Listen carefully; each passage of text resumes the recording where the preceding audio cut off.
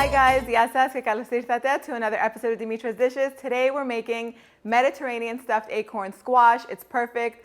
It's the perfect side for your holiday table. Also really delicious for like a meatless Monday.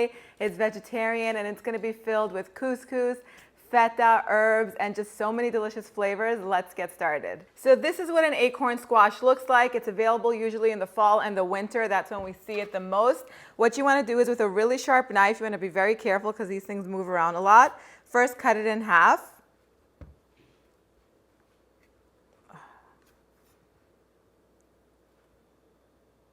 There we go. So this recipe serves 4 people if you're serving it as a side. If you're serving it as a main course, I would do 1 acorn squash per person. I'm only going to stuff 2 today, but I'm going to roast all 4 because these are so delicious. So you want to make sure that you scoop out all of the seeds. And I've never roasted them, but I can't see why you wouldn't. If you like to roast pumpkin seeds and sunflower seeds, you can do that. If you want me to teach you how to do a nice holiday spice seed, like a pumpkin seed or maybe this acorn squash seed, let me know in the comment section down below. They make really good gifts, homemade holiday gifts. So I'm just going to take all of these seeds and I'm going to save them because I will roast them in a little bit with a little bit of salt and spices. Save that on the side. So now the first thing we're going to do is we're going to roast the acorn squash because they do take a little bit of time to soften. Did you guys know that you don't pronounce the T in soften? I've been pronouncing it like that all my life until somebody told me in the comment section. Do YouTube videos and you'll learn a lot. Anyway, so now we're going to drizzle a little bit of olive oil over these. Not that much. I'm going to try and be careful. I don't want this to be greasy. Get them on both sides. Oh my God, so now the inside part of it, I'm just going to season with some salt because I like for there to be lots of flavor in my food. So I season every layer, every step of the way. Now I'm going to turn these upside down and cover them with foil.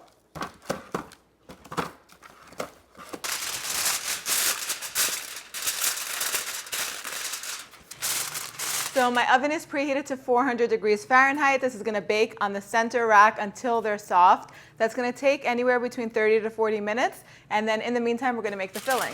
So I'm using couscous as the starch that's going to go inside of the acorn squash. But you could definitely use any kind of rice that you like, or you're going to cook it first fully before you add it, before we finish making the filling. You can substitute quinoa if you want to make it gluten-free. Let's see, what else? Lentils maybe you can use instead. You can make this with any starch that you like, but I really like the delicateness of couscous, so that's what I'm using. So we're going to start with 1/3 cup of broth. You could use chicken broth if you're not worried about keeping it vegetarian, or vegetable broth. If you don't have either, you can use water. There's going to be plenty of flavor. So what am I looking for? Okay, so I'm going to put a little bit of salt in here. And I'm going to bring the broth to a boil. Once it comes to a boil, I'm going to take it off of the heat and add the couscous in with a little bit of oil, like a tablespoon of oil. Give it a nice mix, cover it, and in 5 minutes it's going to be done. I love using couscous, especially for that reason. It cooks up so quickly. Okay, so I'm using some mushrooms today. While the couscous is cooling, we're going to prepare the rest of the filling, which we're going to start with some mushrooms. If you are not a fan of mushrooms or your family isn't, leave them out and you can use something else instead. You can use some chickpeas, you can use some, what is it called? Zucchini, eggplant, whatever your favorite vegetables are, you can put them in here. No big deal. Okay, so we're just going to finely slice these, chop them actually. This is what you're looking for. And I've already cleaned these with a damp kitchen towel. Now, some people like to run these under water. I don't do that because I was taught that if you do that, they get kind of gummy. So I don't do that. But if you want to do it, that's fine. So I have I have a pan that's heating over medium heat.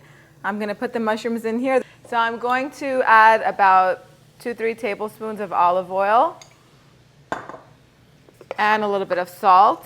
And I'm going to cook these until they're nice and toasted. Okay, so while they're cooking, now I'm going to chop up a bell pepper. Any color bell pepper will do. Take out the seeds first.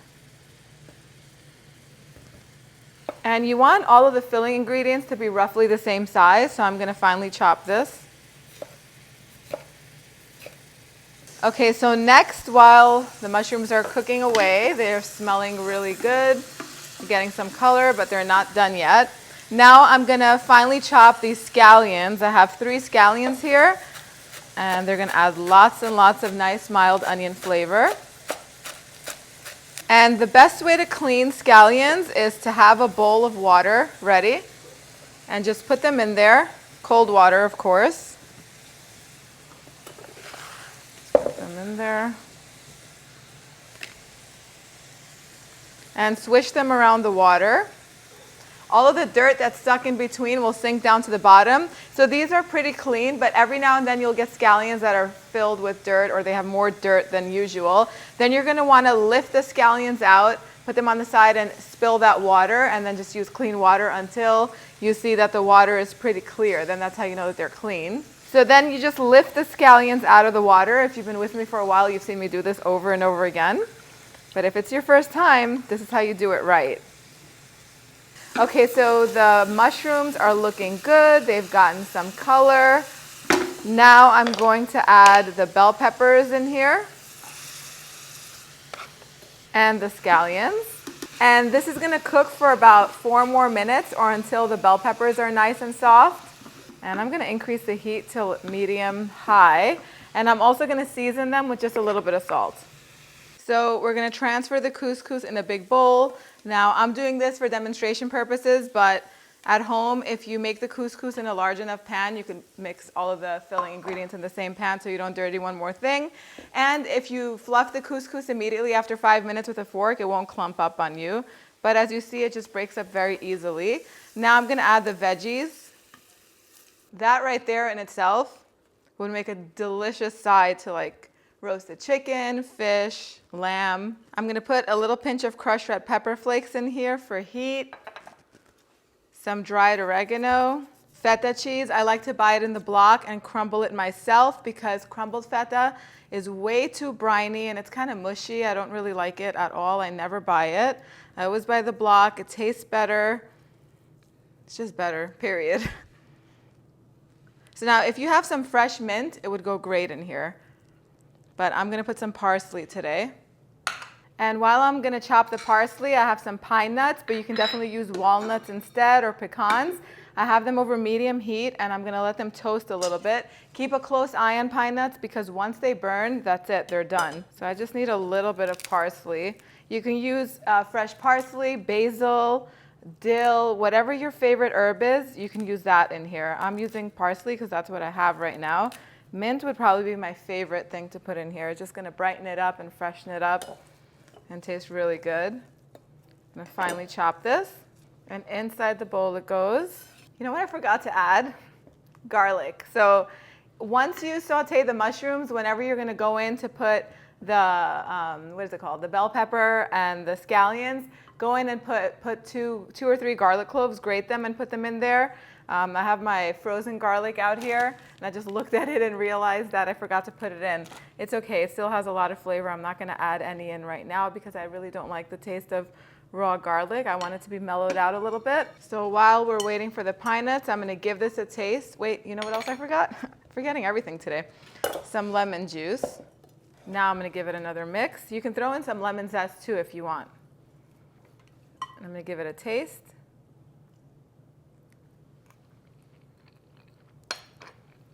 My God, it's so good. It does need a little bit of salt and a little bit of black pepper. So that's it. We're just waiting for the pine nuts to be toasted. Once they're done, I'm going to mix them in here, and as soon as the acorn squash comes out of the oven, we're going to put it all together. So it took 45 minutes actually for these to roast fully. They were fully covered and upside down.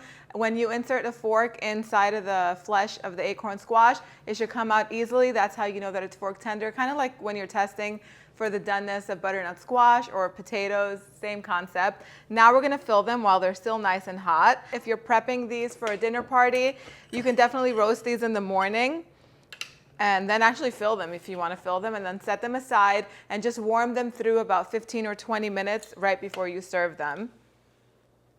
Now, while I was making the filling, There's so many different things that you could add to this filling to add more Mediterranean flair. You could put some Parmesan cheese in there.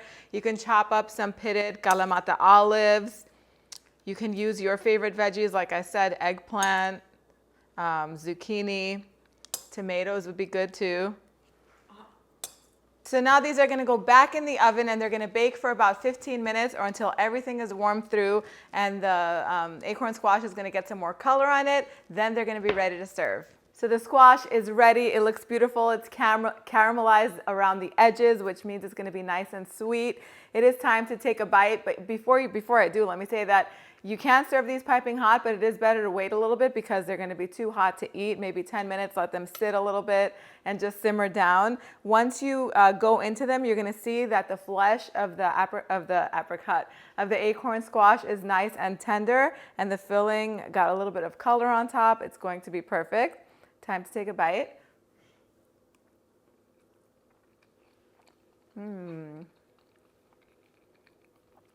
Such a great way to get your veggies in. It's so flavorful and delicious. This one is definitely going to make it to your holiday table, and if it does, thank me later in the comment section down below. Let me know what you think. Let me know how you guys made it. All of the exact measurements and the recipe for this is going to be down in the description box right under the video. And if you want to print the recipe out, go to dimitrasdishes.com.